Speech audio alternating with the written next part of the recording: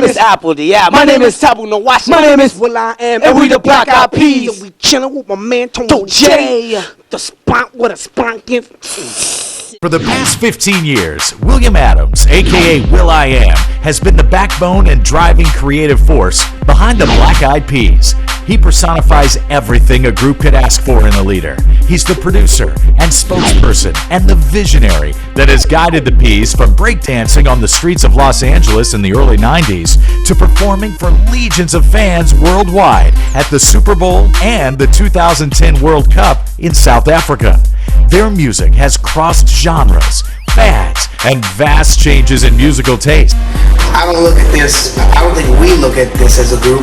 We look at this as a family, friends, and if this was a group, we would have broke up a long time ago, because that's what groups do. Families stay together and support each other in low times, good times, separate the good times, and prepare for new things. My name is Will I Am, it's William. The end. You know, 2 periods change everything. 2 periods would change everything, man. Change my name to Will I Am. It changed the end to the energy never dies. It changes electricity to electric city. So I love, splitting words up. I know what I am emotionally. I know what I am creatively. I know what I am as far as a vision. And I know how I can bring the world together. The world looks like that's what it's like. Like so many popular rap artists of the past, Will I Am grew up on the mean streets of East LA, a notoriously dangerous neighborhood that's been known to be the hangout of drug dealers, gang members, and other criminals committing various survival crimes. Will I Am walked those streets daily, soaking up the culture and doing his best to stay out of trouble. I'm no different than anybody else. I'm from the projects. How did I do it? The other way. I could have gangbanged. Could have sold dope. I didn't. I chose not to. My biggest influence has been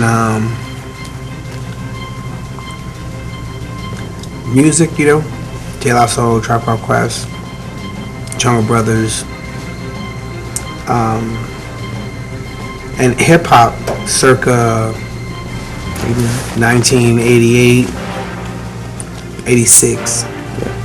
No Tricks in 86, It's Time to Build, Eric Easy on the cut, No Mistakes Allowed, because to me, right, 86 to like 94. That's my hip hop. It's my hip hop. I love it. But Will I Am was determined to be more than what his hood offered its residents.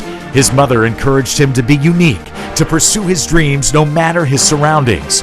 Will I Am's mother was adamant that her son follow his dreams. She enrolled him in the exclusive Palisades Charter High School, where he discovered his love of music. I moved my mom out the projects. I was like, "Mom, how much was your rent?" No, she's like, "Willie, how much do you have to pay for mortgage?" I was like, $5,000 a month. She was like, "What?" I was like, "Yeah."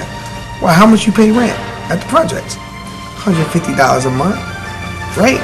So my mom's rent for us growing up in the projects was like $150 a month. This dude was giving $100 like a week for like allowance and shit. I was like, wow, dude, right? And it was just hanging out with App was like dreamland, like, going from the projects to like Los Feliz. I was just dreaming like, wow, one day I'm gonna get a house. One day move my mom out the projects, because I saw what having it was like, right? Like, you don't know you don't know what poor is when everybody around you is poor. It's probably what, Apple probably experienced in the Philippines with no electricity until he moved to my house. Like, whoa. Yeah, to me, the projects was luxury. It was like, ooh. There, he met Alan Lindo, a future member of the Peas, better known by his stage name, Apple the App. The two struck up a friendship that would prove to be long-lasting. Will I Am and Apple the App and Taboo, when you talk to them about coming up in LA, dancing in high school, that was just a big part of the scene, going to the clubs, and really even, at that time, when I guess close to their age, and I don't know if it was just because of the age or the scene, but like going to the clubs and the parties and stuff was just a big thing. So I think in addition to being artists and, you know, knowing how to rap, like they were just really into the dance, you know, and it was that battle dance kind of thing.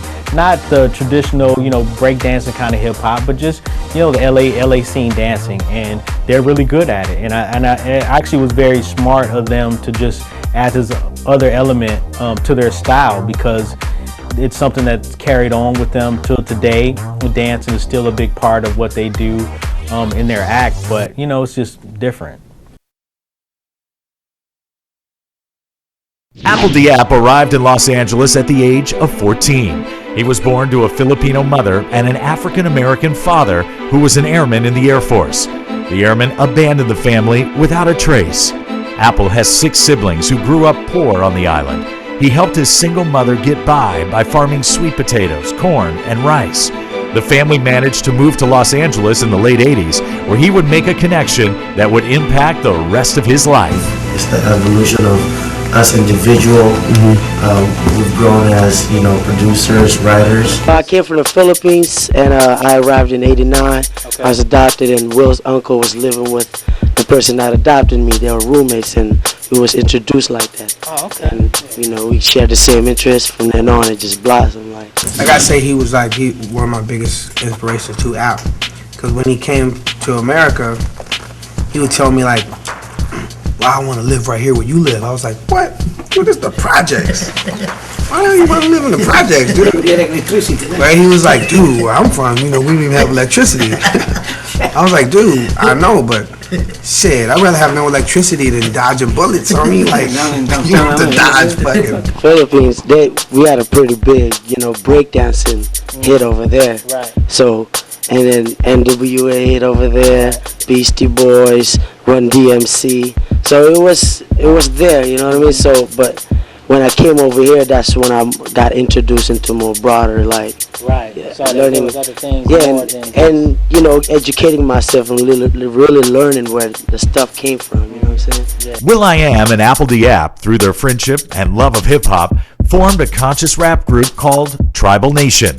The two began breakdancing on the streets of LA, battling other breakdance crews and rapping. Tribal Nation was gathering a large street following, but still, Will.i.am and Apple Diap weren't satisfied with their direction.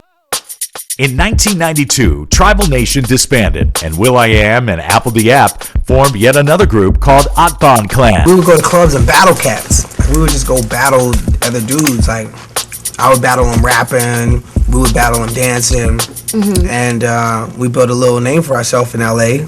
And at that point in time, Ice Cube had left NWA, and Dr. Dre had just left NWA. Now 5 members strong, the group still breakdanced around Los Angeles and were finally discovered by rapper Eazy-E, who was the founder of Ruthless Records. So Eazy-E was trying to put together a whole new LA squad. So he signed up all like the underground rappers and all the underground crews, and we were one of those crews that had record deals. The group was ecstatic and believed that good times were just ahead.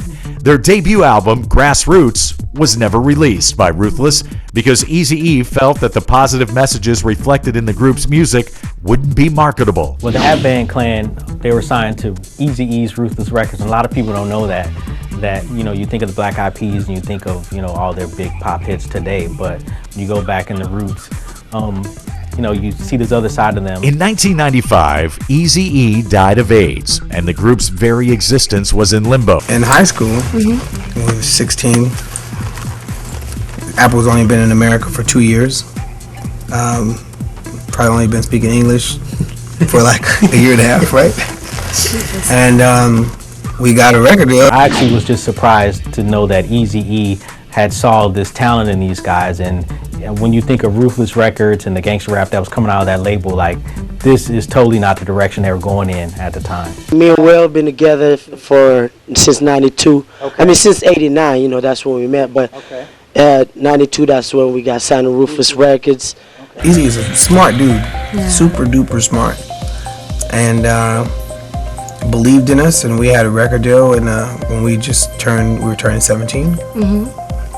And our record was slated to come out in '95, so we were on there for 3 years. We were getting $150 a week we got signed for 10 G's, and every week after that, we would go up there and get our checks. But when we started the P's in '95, after he passed away with AIDS, you know, when he passed away, we started the Black Eyed Peas, and then Taboo joined the group because we had a crew called Grassroots. So we wanted just to play concerts because when we were on Ruthless, they told us, you know, we don't want you performing. You know, we wanted to keep it a secret. Labels wasn't feeling the first demo. Right. Label wasn't feeling the second demo. So in '96, we was like, yo, let's just go find our art. Right. Let's go to UCLA, do a show at Northridge. Let's do a show at LMU. Let's do a show at USC. Let's do a show at Long Beach.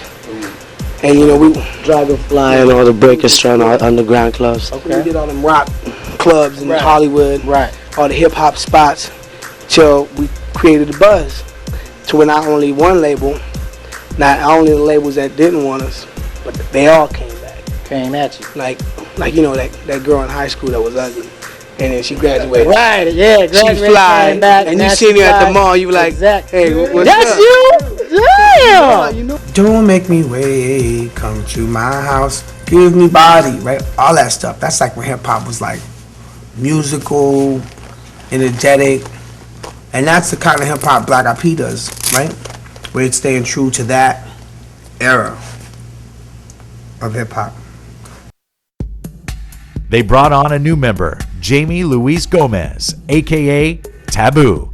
Taboo, also a Los Angelino from Boyle Heights, is a singer, dancer, and rapper whose Mexican and Native American background added yet another element to the melting pot. From Latin music, growing up in East Los Angeles and then moving to Rosemead, which is a predominantly Mexican Asian community. From there I got into hip-hop through graffiti, tagging, breakdancing, breaking back in the days, ultimate b-boying, martial arts. Then I got into MCing in '92. I met Will and Apple and became part of a family called Grassroots, which was inspirational within itself because we had MCs, musicians, dancers, poets, producers.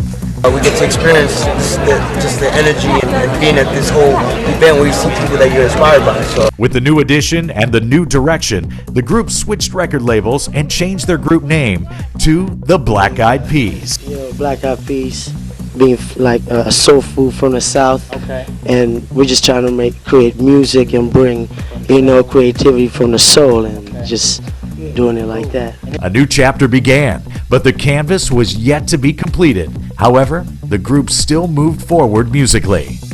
And then I met him through dancing. I went to a club called Ballistics, and that's where he was rapping, and Apple was dancing in cyphers. We were doing our cypher thing, and I was like, yo, these cats kind of resemble our crew because we were in San Gabriel, they were in Hollywood and Los Feliz area. We used to drive down the street and see Tower Records and Virgin Megastore and Sam Goody's. Now they don't have that. Now it's more, like App said earlier, the click of a button. So it's the end of that era. Also, the end of the rumors and the misconceptions that Black Eyed Peas is breaking up or separating. It's just it's the stamp of us getting back together, and no, we didn't break up, and that energy never dies. Here we are 10 years later after we opened up for Macy Gray in 1999, 2000, 2001, 2002. In 2006 I signed to my label and putting out a record 2007. So we came full circle. Both of our careers we've seen ups and downs, you know. We've seen the down in the beginning, you know, we've seen the ups now. She's seen the ups in the beginning, and we've seen a whole bunch of ups and downs throughout both of our careers, and here we are together making a record called Big. That's right. And Chuck D. Yo, fam, you know, I love y'all, man. What's your name again, fam? You know, your name is crazy. I like the peas. I eat black on peas with rice. Yeah, boy. You know, and That's cool, though, PE love. You know what I mean? They gave us support. Yeah. Q-Tip. Yo, we did a show at New York, and dude got on stage and rocked with us.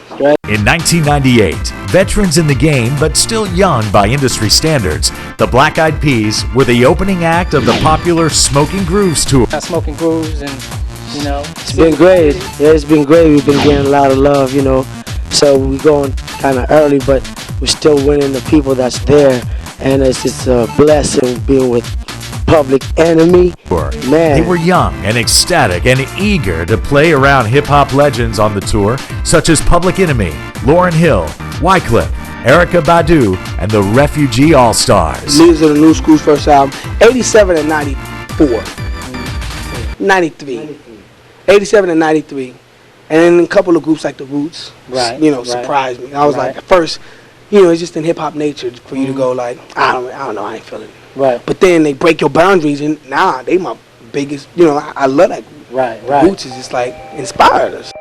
The Black Eyed Peas wanted to keep the conscious rap legacy alive, but in 1998, hip-hop music was searching for a new identity. On the heels of the deaths of Notorious B.I.G. and Tupac, audiences were growing fatigued by the whole East-West Coast media war. They turned to something far different than what listeners had been used to. A strange and intoxicating new sound entered the arena. The black community needed a Tupac at the time when he was alive to give, hope for those that didn't have opportunity to go out and be strong in a society where they were looked at as outcasts. Southern rap music motored onto the scene, and the likes of Master P and the No Limit Soldiers and Cash Money took over the marketplace. Well, the music is, it's a lot more clubby. It's hard, but it's clubby, and the music is a lot of up-tempo now. It's definitely dance hall music now. The Black Eyed Peas, who also produced great music and developed a cult following, but wasn't near the level that these new brand of artists armed with bravado and gold teeth garnered.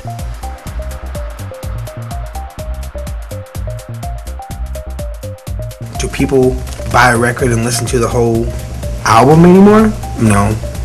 They probably take a song and make their own playlist on an iPod. We just keep on staying ahead of the game, traveling the world, making sure that we stay in touch with what's going on around the world, the pulse of the youth, and we've just been blessed. I don't let people, limit me. That's how they look at me. How I look at myself is what's more important. The Black Eyed Peas continue to be players in the hip-hop game despite the major industry shift from East Coast-dominated hip-hop to catchy country rap tunes.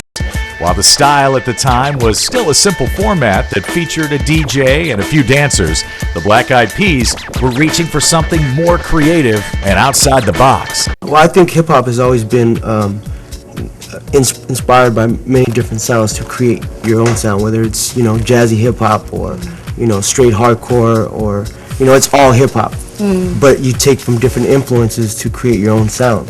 And I feel like Black Eyed Peas, we've been able to transcend and to evolve. I played the piano. Okay, piano. And played on a couple of songs. Okay. Played the theremin. It's like this instrument that you don't touch. It just works off the heat of your body. Right. Programming, drum programming. We share the same interest, listening to De La Soul, Tribe Called Quest, Bob Marley to Stevie Wonder. And, just evolved from wanting to learn what we were dancing with, and then that spawned to learning how to produce. I know what I am. I know who I am. And I know what I'm capable of. And I'm capable to do more than beats and rhyme. This season, I'm continuing with me personally, my I Am Scholarship, where I send kids to school. I sent 5 more kids to school this year, and sustaining my I Am Home, where I rescue families from losing their homes, especially at this point in time, because people have no jobs and no way to pay for their mortgages. And I travel around the world and DJ to raise money for that cause. So we'll be doing that next year, this and next year as well. What? Black Eyed Peas, y'all. When we formed the Peas, our whole thing was let's go to colleges and play shows. So we would play, and then finally we got a record there in '97. Our first record came out in 1998 called Behind the Front. The second record came out in '99 called Bridging the Gap. And at that time we had 3 girls that were part of our crew. We always had a girl in the group. The first one was Kim Hill. Second was Estero. and the third was Macy Gray, who went down with us since the beginning. And Kim left the group in 2000. will.i.am was experimenting in the studio and was in the process of developing a brand new direction for the group.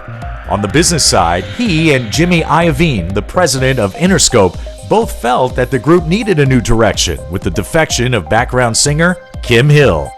The search was on for a new diva. Many names were bandied about, from virtual unknowns to popular Pussycat Dolls leader Nicole Scherzinger, but she was already under another contract with Interscope.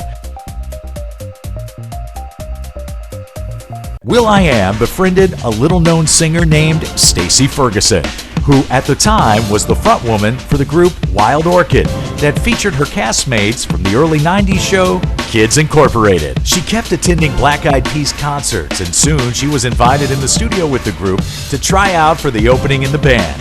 She ended up singing on Shut Up, her first collaboration, and instantly the trio bonded with her. She recorded an additional 5 songs as a guest on the 2003 album Elephant. Amazing. Such a great experience to just be there and have that journey. So amazing. Fergie didn't join until 2003. Right. So we toured in 2000, started recording Elephant in 2001. 2002 was a very low point for the Peas. It was depressing and question marks everywhere, like we didn't know what was up. We wrote Where's the Love, and the whole record was done. And then right when the record was going to come out, that's when we met Fergie and put her on a couple of songs on the record and launched with her in the group. Interscope head honcho Jimmy Iovine loved the odd mixing of the group and its new diversity.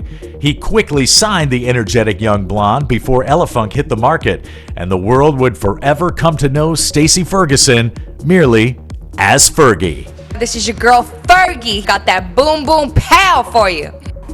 I was actually very shocked when Fergie joined the Black Eyed Peas and they went pop, because it was very different than the earlier sound of the group, and it took me a long time to accept this new, more mainstream sound. Crazy. But the win was before the performance. Yeah, so it was even crazier because we won, and usually, you pop a bottle of champagne. You said crazy right now? Great. It's like when you said on the song. That's I'm in character. I don't even know. I want to sample that right there. Great. We're doing some things. I'm getting my feet wet. I know you've done the occasional Getting thing, the nerves out of the way. The real record, the first record where it was like real glue and it was cemented, Fergie and the Peas, was Elephant, was Monkey Business. That was the one. Instantly, the fortunes changed for the eclectic group with Fergie as the lead. They embarked on a worldwide tour, spreading their techno rap fusion all over the globe, from the UK, Australia, Japan, and France. Their musical influence had no boundaries. And it's fun to hang out with my homies and travel around the world. And that's, all the inspiration, music. We're trying to feed the appetite of the audience out there, we try to make it as an experience, and it'll update itself as it goes along. That their songs have been played at the World Cup, and they play for at stadiums with tens of thousands of people. It's just, that's what they want to do. They couldn't be happier about that.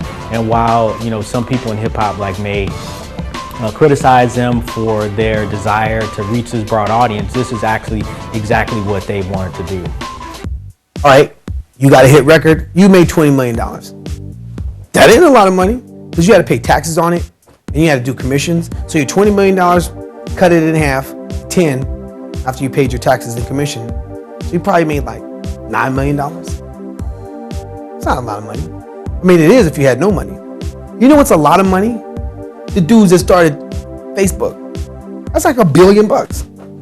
That's lots of billions. Yeah, Where's the Love was, it stemmed also from the 9/11 events. We were actually recording our album, Elephant, up north. And when that happened, we were supposed to go on tour on the 13th. Yeah. Right after September 11th. And, we were kind of skeptical about going out. What's it going to be like? We were skeptical. And then Will's grandmother said, no, you know, it's your duty. God intended you guys to be out there. So we started traveling and seeing how much racism and how much kind of stereotyping was going on. I think for me, personally, it's just sacrificing to kind of like pave the way for my son. I had my son at 17, and that's been my biggest obstacle. But it's been good because I've grown and I've learned that to sacrifice is good because I'm paving the way for his future and my children's future. A lot of kids will go to school aimless, not knowing how they're going to contribute, not know what it's for, not know the importance of science and technology and mathematics and engineering. Right? So this show is important, so they could see that science and technology is cool. And don't be afraid to dream those type of dreams and put yourself in a position to execute those dreams into reality. Acknowledging the power they have, their voice, their choice, making, defining and deciding on what's cool and what's not cool, what's fresh and what's not fresh, what's successful and what sucks. You know, these kids, if Black Eyed Peas, if they didn't like our music, we would not be what we are today. You know, if they didn't want to buy iPads and iPods, Apple wouldn't be what Apple is today. A kid should not just want to be an athlete or an entertainer or a model. They should want to be engineers. They should want to be scientists. Why not? I think it's important for people to feel like it's okay and they don't have to feel like an outcast because they're autistic. They're not maybe getting the best grades or they're not mathematically inclined. I just think there's right brain and there's left brain, and you really have to focus on what your talents are and what your drive is and your creativity. In 2005, the group released Monkey Business, an album that was mostly recorded on the John Lennon educational tour bus that allowed them to stay on the road while recording their new album in the mobile studio. Monkey Business debuted in the top 10 on Billboard charts. Musically, Black Eyed Peas had found their groove. They won a Grammy for Best Rap Performance by a Duo or Group in 2005 and hit the road again this time with Gwen Stefani. Gosh, I listen to everybody. I put my iPod on shuffle and it's just kind of this schizophrenic, eclectic mix of music. Yeah, Where's the Love is a very special song. It was very therapeutic for us individually. We were all going through our dark times, but when we wrote that song, that kind of united us and reminded us of our friendship and what we're here for and what our goals are. I think the legacy that the Black Eyed Peas is going to leave as a group is that they found the path to global success and they were able to keep it going for a while in a major way. Because if you look at the course of hip hop, look at artists who've really been able to do this kind of thing, their tenure has been short-lived. I think they want, even though they want that, I think they want more than that. They want to be respected as credible artists, and I think that's what they're doing. And when you consider some of the people that they've worked with, I have an ability to bring that world here and bring everybody a little closer and do things with my vision. And I'm proud of that, and I'm not stopping anytime soon.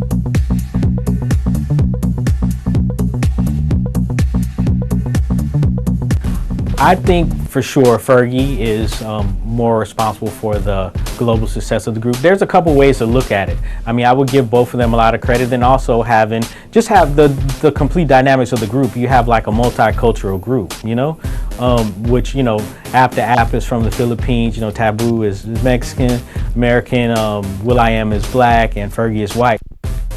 I just love kind of the fusion of it all. A lot of our shows, especially with the Peas, are very theatrical, almost like a play. So it kind of incorporates both of that. An album that lives in the clubs. Deeper electro beats. It's very club oriented. It's kind of an homage to the DJs because Apple and Will are both French DJs that go out every night. I can vouch for this. Ladies and gentlemen, do you want to pose a competition? Any other group or artist who goes out to the club more than these two? This is Challenge. a couple Challenge. joints too. Cats go out and spend all this money on these cars. Is it hard to make your own car? How come people ain't dreaming to make their own vehicles? It's like if you practice positivity and you're a positive person, you build a aura. a good karma aura. Right. And people call that good luck. Oh, he always got good luck. It ain't good luck. It's that person is positive. Right. And he got good karma around him. Right. And karma aura is like a magnet. And it attracts whatever you are. So if you're a negative person, negative things always gonna come to you. Right. You'll be in jail. Right. You get pulled over. Then get caught. Right. If you're a positive person, things will come to you. Okay. And it's like good luck. And the turn of the year, people eat black eyed peas for good luck. Okay. And, we positive mugs. Right. Tom Hanks reached out to us, seeing him at the Grammys, reached out and asked us to come and perform. And the cause itself was all that needed to be said. By 2006, the Black Eyed Peas had made their imprint all over the world. Their immense popularity reached its apex in Rio de Janeiro, where the group performed for over 1 million fans, making it the largest concert crowd ever. We'll probably have like 200 things that came from the end, instrumentals, songs with people that that we like, and not necessarily us on it, but it's still part of our record, right? Just as producers and DJs. The Black Eyed Peas are very confident they want to have global success. They don't want to just be successful in their area where they're from, their hometowns, and you can definitely feel that in their music. And even if you consider the way the sound has evolved, one of the earlier songs that they did, they took out the hit Lookout Weekend, and they did they flipped that, and so that was a popular LA kind of party song that they took and they made into a hip hop record. That was definitely very reflective of the sound in LA. But as you just continue to look at their music and how it's evolved over the years, whether it's I Got a Feeling or Boom Boom Pow, these are still party oriented songs, but they're just kind of made to reach a larger audience. I'm rooting for will.i.am. I'm rooting for Producer will.i.am. of the year, right here. Yes, this man lives in the studio. He deserves it. I got a bed right next to the board. The Black Eyed Peas' worldwide exposure had made each member of the group wealthy and thinking careers outside of the collective. Our last Black Eyed Peas record, we sold 11 million albums, and Elephant we sold 9 million records, 10 million records worldwide. So you could say that there's no way we could sell that many records again. So instead of asking the question, how do we sell that many records, you have to ask the right question, and that question is, why are we going to make another record? will.i.am began producing outside projects for artists such as John Legend, Nelly Furtado, Justin Timberlake, Usher, and even Michael Jackson. He also worked with old friend Macy Gray. I used to call up the radio when we did Chop on Quest. Okay, we play the next thing you hear you hear some song they gotta play. You don't hear the song, just dedicate to them people. Ladies and gentlemen.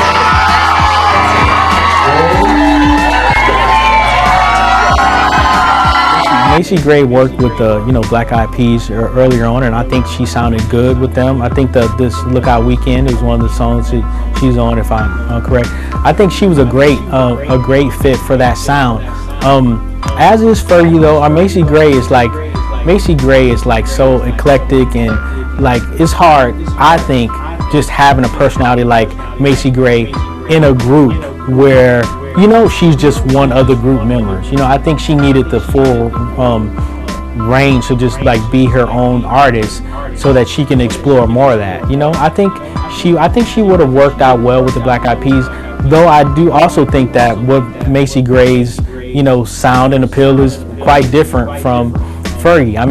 Macy Gray has that very distinct, kind of nasally, kind of sound that was very successful in a lot of big hits for her. But I don't think of it in the same, mainstream crossover way, pop way that Fergie was able to bring to the group. And I think that's what they, needed.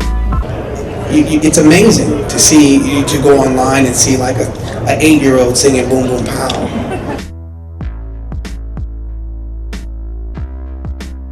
Well, I'm excited. It's my second full show I've ever done. You know, I'm kicking off my tour, so I'm really excited right now. Fergie's solo album, The Duchess, was released in the fall of 2006. The Duchess spawned 6 hits and garnered Fergie a Grammy nomination and American Music Award for Best Female Pop Vocal Performance in 2007. That same year, she was named Woman of the Year by Blender magazine. She also returned to acting and made appearances in the movie Poseidon, Grindhouse, and 9. You know, it was really relaxing for me because as a musician, you know, I was touring and you're in a different hotel room every night, sleeping in different beds, and this was one place in London. When X-Men only brought, you know, new inspiration, and I learned a lot how the process of making movies and how intricate you should be and how protective you should be of the stuff you're making. Because in this day and age of life, you know, with the internet, that stuff could go everywhere in a hot second. But I see something coming that inspires everyone to lead. I see that coming. Okay, go. Black Eyed Peas, muy internacional. How do you say Black Eyed Peas in Spanish? Negro, ojos negros. I know how to say it in Japanese. Go.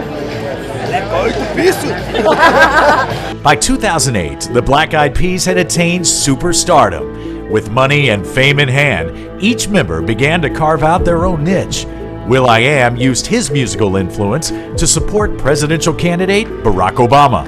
Yeah, will.i.am was very significant in the Obama campaign, so he had the whole Yes We Can, and he made a song, and I don't know whose idea was it, but he brought in all these other artists and he got them on camera singing it. He made a video, and considering how popular viral videos are and just how popular the Obama campaign was in general, it was very instrumental in like reaching this young audience. And they say like the youth vote was very significant in helping get Obama in office. I learned a lot, and all it does is make the Peas stronger, makes our reach broader. You know, stuff I did politically in 2008. Today, I say to you that the challenges we face are real. They are serious and they are many. They will not be met easily or in a short span of time. But know this, America, they will be met.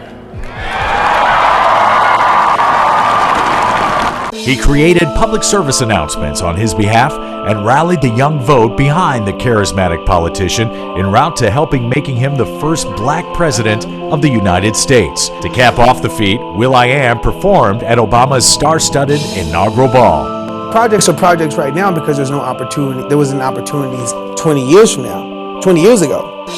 And that's why people in the neighborhood are in the situation they're in. So that means we got another 20 years of no opportunity, and then ghettos in 20 years from now are going to be even worse than they are now. It's like, nah, man. There's one thing to rep the streets, and there's another thing to fix the streets. Two ways of bringing people together, right?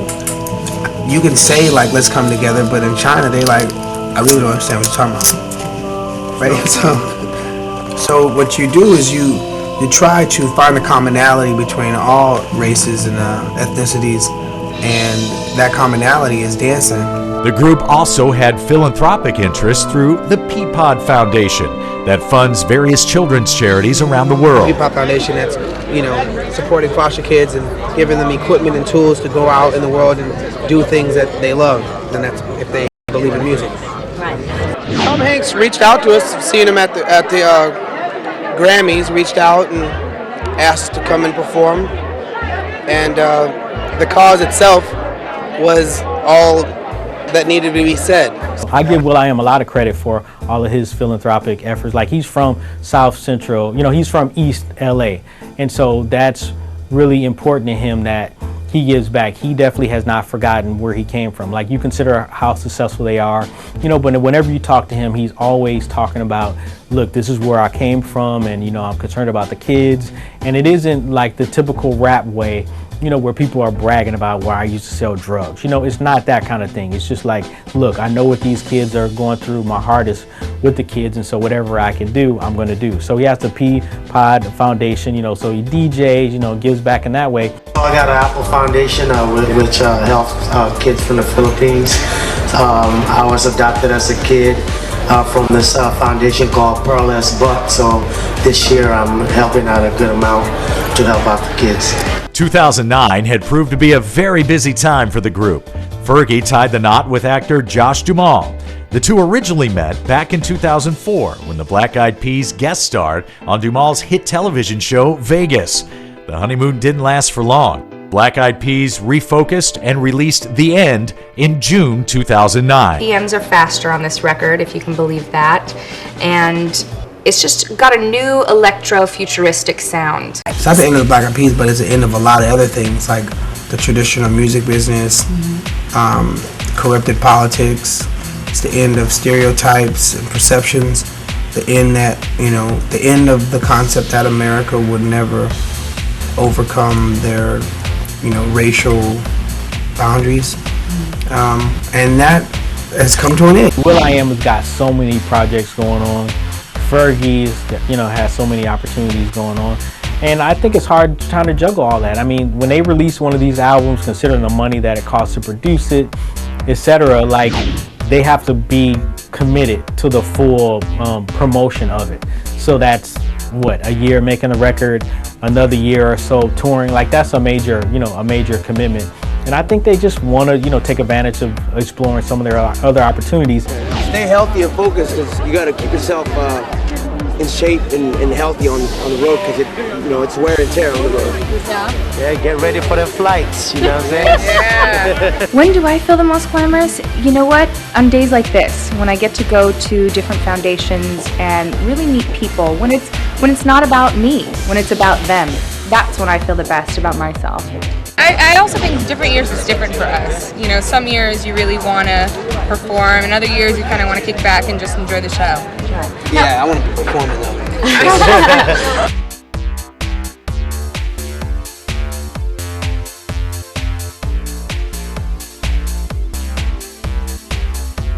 Musically, the group had taken their game up a few notches, garnering several American Music Awards and selling millions of units of The End worldwide.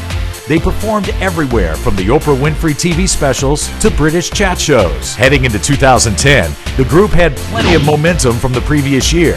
Fergie released her own personal fragrance called Outspoken, and she even embarked on a press tour promoting the product. Although Fergie was building up an impressive resume outside of the Black Eyed Peas, she still was loyal to her base as the vocal leader of the group. The Black Eyed Peas released yet another project titled The Beginning. We're trying to feed the appetite of the audience out there, we're trying to make it as an experience, and it'll update itself as it goes along. Considered by many worldwide to be the premier hip-hop band, they were invited by FIFA to be the opening act to kick off the 2010 World Cup in South Africa. Their performance in South Africa led to the group performing at halftime at the Super Bowl, although to mixed reviews, and Canada's Grey Cup. I think the legacy that the Black Eyed Peas is going to leave as a group is that they found the path to global success, and they were able to keep it going for a while in a major way. Because if you look at the course of hip hop, look at artists who've really been able to do this kind of thing, their tenure has been short-lived. I was in the projects, I was 26, right? WIC, food stamps, government cheese, whole thing. After school lunches, summer school lunch programs, stand in line to get a hot meal, the whole nine. That, just like everybody else from the hood. But I made it out, moved everybody out. Am I supposed to just leave everybody there?